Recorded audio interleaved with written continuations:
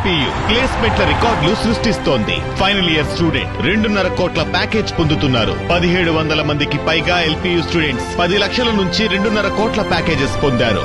విద్యా విప్లవం ప్రారంభమైంది లవ్లీ ప్రొఫెషనల్ యూనివర్సిటీలో. ఆంధ్రప్రదేశ్లో చీకటి పాలన వికటాట్టహాసం చేస్తోంది. పౌర హక్కుల హననాన్ని ఒక ఉద్యమంలా కొనసాగిస్తున్న కూటమి ప్రభుత్వం ప్రజాస్వామ్య స్ఫూర్తికి పాతరేస్తూ చెలరేగిపోతోంది. ఈ క్రమంలో పాలకుల అరాచకాలకు, పచ్చముఖ అఘాయిత్యాలకు పోలీసులు పహారా కాయటం తీవ్ర ఆందోళనకు గురిచేస్తోంది. చట్టాన్ని కాపాడాల్సిన పోలీసులే పచ్చబాసుల కుట్రలకు కూతలు పెడుతూ పరవశించిపోతున్నారు. ఏపీలో ఇప్పుడు ప్రశ్నిస్తే నేరం, ప్రభుత్వ నిర్ణయాల్లో లోపాలను, పాలనలో వైఫల్యాలను ఎత్తి చూపితే ద్రోహం, సంబంధం లేని సెక్షన్లతో ప్రశ్నించే గొంతులపై కత్తి పెడుతున్న ఏపీ ప్రభుత్వం క్రూరత్వానికి కొత్త నిర్వచనాలను చెబుతోంది. రాజకీయ ప్రత్యర్థుల నుంచి సోషల్ మీడియా యాక్టివిస్టుల దాకా ఎవరిని వదిలిపెట్టడం లేదు. మరోవైపు టీడీపీ గూండాల ఆగడాలకు అంతే లేదు. ఈ మొత్తం అరాచక పర్వం రెడ్ బుక్ రాజ్యాంగం పడగ నీడలో సాగుతుంటే అందుకు పూర్తి సహాయ సహకారాలు అందిస్తూ పరవశించిపోతున్నారు ఏపీ ఖాకీలు. 5.5 కోట్ల మంది ప్రజలు ఉన్న ఆంధ్రప్రదేశ్లో హల్చల్ చేస్తున్న ఆఫ్ఘనిస్తాన్ పోకడల వెనుక పోలీసుల పాత్ర ప్రముఖంగా ఉండటం ప్రజాస్వామ్యవాదులను తీవ్ర ఆందోళనకు గురిచేస్తోంది.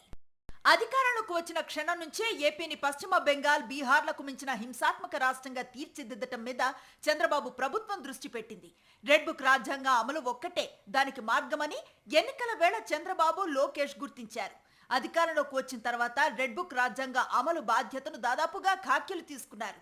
ప్రభుత్వ అరాచకాలను ప్రశ్నించినా, పాలనలో లోపాలను ఎత్తి చూపినా తప్పుడు కేసులు, అక్రమ అరెస్టులు తప్పవు.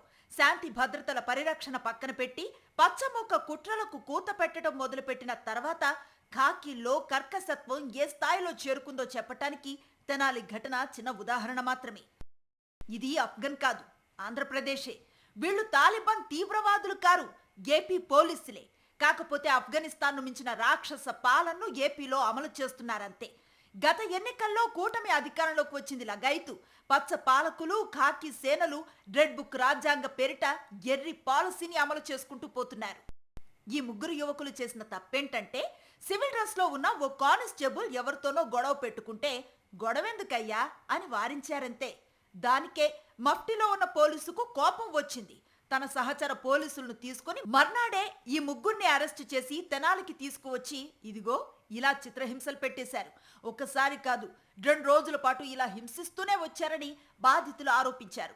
ఈ కీచక హింసని రికార్డ్ చేసింది కూడా పోలీసులే. పోలీసులంతా దుర్మార్గంగా ఉండరు కదా. వారిలో మంచి పోలీసులు ఈ రాక్షస పర్వాన్ని లీక్ చేశారు. అది సోషల్ మీడియాలో వైరల్ అయింది. ఈ హింసలో 2 ఇన్స్పెక్టర్లు విచక్షణ రహితంగా వ్యవహరించటం బట్టబయలైంది. ఒక ఖాకీ లాఠీతో నిర్దాక్షిణ్యంగా కొడుతూ ఉంటే మరో ఖాకీ బాధిత యువకుడి మోకాలిపై కాలు పెట్టి తొక్కి పట్టి హింసను ఎంకరేజ్ చేశాడు. ఈ మొత్తం పాపమంతా వెలుగులోకి రావటంతో పోలీసుల్లో కంగారు మొదలైంది. తమని తాము కాపాడుకోవటానికి ఈ ముగ్గురిపై రౌడీ షీట్లు ఓపెన్ చేసి వీళ్ళని గంజాయి బ్యాచ్ గా చిత్రీకరించారని బాధిత కుటుంబాలు ఆరోపిస్తున్నాయి. ఈ హింస వైరల్ కావటంతో ప్రధాన ప్రతిపక్షమైన వైఎస్ఆర్ కాంగ్రెస్ పార్టీ అధినేత వైఎస్ జగన్మోహన్ రెడ్డి తెనాలిలో పర్యటించి బాధిత కుటుంబాలను పరామర్శించి ఏం జరిగిందో వారిని అడిగి తెలుసుకున్నారు. ప్రతిపక్ష నేత వస్తున్నారని తెలియగానే టీడీపీ నేతలు, పచ్చ మీడియాలు కలిసి రౌడీ షీటర్ల కండగా జగన్మోహన్ రెడ్డి వస్తున్నారంటూ వెకిలి ప్రచారం చేశారు.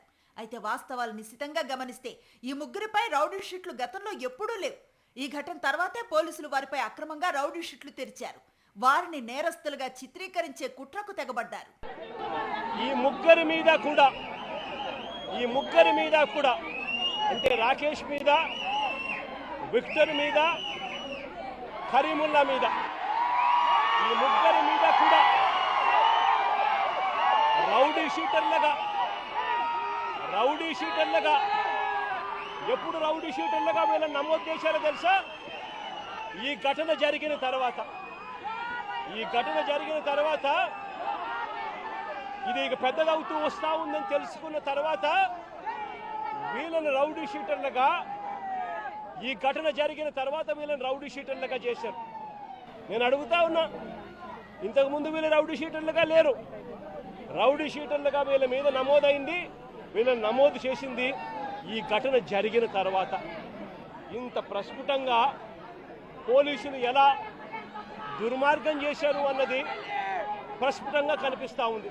ప్రజలకు రక్షణ కల్పించాల్సిన పోలీసుల్లో చాలా మంది పరిధి దాటి వ్యవహరిస్తున్నారు. చట్టాన్ని చేతుల్లోకి తీసుకుని యథేచ్ఛగా హల్చల్ చేస్తున్నారు. అధికార పార్టీ నేతలు ఏం చెబితే అది చెయ్యటమే తమ పని అన్నట్లుగా వ్యవహరిస్తున్నారు. నీతి, నిజాయితీ, చట్టం, రాజ్యాంగం వంటి వాటితో తమకే మాత్రం పని లేదని తమ పనితీరుతోనే చెప్తున్నారు. సామాన్యుల నుంచి మాజీ మంత్రుల వరకు ఎవ్వరిని వదలకుండా వేధిస్తున్నారు. సైకిల్ నేతలు కనుసైగ చేస్తే చాలు ఉస్కో అంటూ దూకేస్తున్నారు. తాజాగా మాజీ మంత్రి అంబటి రాంబాబు మీద గుంటూరు పటాభిపురం సీఐ వెంకటేశ్వర్లు చౌదరి చేసిన వీరంగం చూసి తెలుగు ప్రజలు నివ్వెరపోయారు. ఖాకీ డ్రెస్ వేసుకున్నానన్న స్పృహ కూడా లేకుండా పచ్చ చక్కా వేసుకున్న మాదిరిగా సీఐ వెంకటేశ్వర్లు చౌదరి వ్యవహరించిన తీరిప్పుడు ఏపీ అంతటా చర్చనీయాంశమైంది. మాజీ మంత్రిని పట్టుకుని నడి రోడ్డు మీద నువ్వు అంటూ ఏకవచనంతో సంబోధిస్తూ రెడ్ బుక్ రాజ్యాంగ అమలులో లీనమైపోయారు సీఐ వెంకటేశ్వర్లు చౌదరి. నీ సంగతి తేలుస్తానంటూ మాజీ మంత్రినే బెదిరించారు.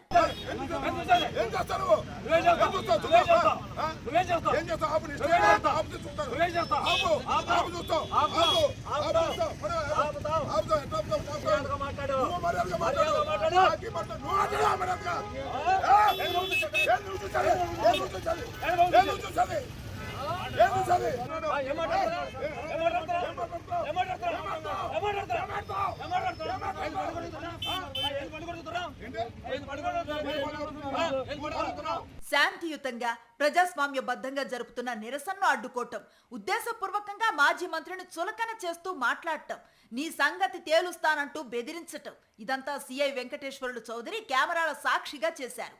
తిరిగి తమ విధులకు ఆటంకం కలిగించారంటూ అంబటి రాంబాబు మీదే పటాభిపురం పిఎస్ లో కేసు నమోదు చేశారు పోలీసులు. కలెక్టరేట్కి వెళ్ళడానికి లేదా నేను ఆర్సీఐ స్పెషల్లీ పోస్టెడ్ పట్టాపురం. నేను 2 కంప్లైంట్స్ ఇచ్చా. కిరా కార్పి మీద, సీమరాజు మీద. నెల దాటింది అనుకుంటా, రిజిస్టర్ చేయలే. నేను ఫోన్ చేశా 2 సార్లు. చేస్తాంలే, ఇది సమాధానం. చేస్తాంలే, నేను ఎక్స్ మినిస్టర్ని. I have given a complaint. ఆ కంప్లైంట్స్ నిజమా కాదా పక్కన పెట్టు. నేను 2 కంప్లైంట్స్ ఇచ్చి 2 సార్లు నేను ఫోన్ చేస్తే ఏమండి సిఐ గారు చేస్తారంటే చేస్తాంలే అని సమాధానం. ఒళ్ళు పొగరు. ఎందుకంటే లోకేష్ గారు ఏపించిన పోస్ట్ కదా, అందుకని ఒళ్ళు పొగరు, తల బిరుసు. Is a public servant. Public సర్వెంట్కి అంతా తల పొగరు ఉండకూడదు, కానీ ఉంటుంది. ఎందుకంటే లోకేష్ గారు ఏపించాడు కదా, లోకేష్ గారు బంధువు కదా, ఆయన బంధువు ఈనాడు, ఆయన సపోర్ట్ ఉంటుంది కదా. రెడ్ బుక్ రాజ్యాంగ అమలులో సీఐ వెంకటేశ్వర్లు చౌదరికి అంత చిత్తశుద్ధి ఎందుకో అంబటి రాంబాబు క్లారిటీ ఇచ్చేశారు. రెడ్ బుక్ అరాచకాలకు కొమ్ము కాస్తూ రాజ్యాంగం ప్రసాదించిన ప్రజాస్వామ్య మౌలిక సూత్రాలకు తూట్లు పొడుస్తున్న పోలీసుల తీరుపై ఈ ఏడాది కాలంలో ఏపీ హైకోర్టు ఎన్నోసార్లు తీవ్ర స్థాయిలో ఆగ్రహాన్ని వ్యక్తం చేసింది, మొట్టికాయలు వేసింది, కన్నెర్ర చేసింది. అసలు రాష్ట్రంలో ఏం జరుగుతోంది?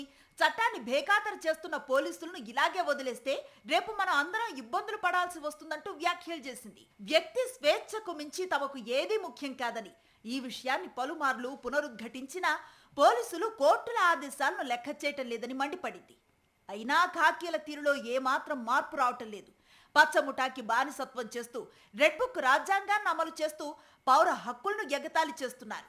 అరాచక పాలనకు అండదండలవుతున్నారు.